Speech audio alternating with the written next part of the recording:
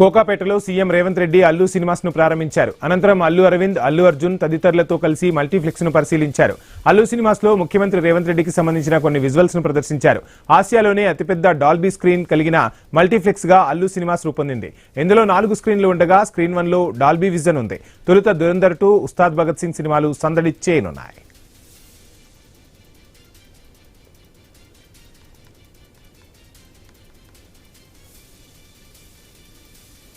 మధ్యతరగతి వాళ్ళ మీద అత్యంత ప్రభావితం చూపిస్తుంది. మన లైఫ్ని ఇన్స్పైర్ చేస్తుంది.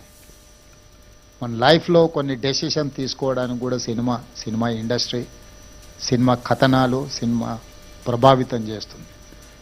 సినిమా అనేది ఒక కమర్షియల్ ఎలిమెంటే కాదు, సినిమా అనేది ఒక సోషల్ యాంగిల్లో అత్యంత ప్రభావితం చూపించగలిగిన ఇండస్ట్రీ.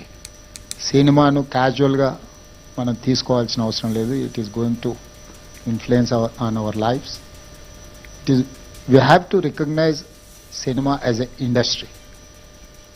తెలంగాణ రాష్ట్ర ప్రభుత్వం ఐటీ, ఫార్మాతో పాటు సినిమా ఇండస్ట్రీని కూడా ఒక గొప్ప పరిశ్రమగా తెలంగాణ రాష్ట్రాన్ని అభివృద్ధి చేసే దాంట్లో దీన్ని ఒక భాగస్వామ్యం చేయాలనేది మా ఆలోచన. సినిమా అనేది మధ్యతరగతి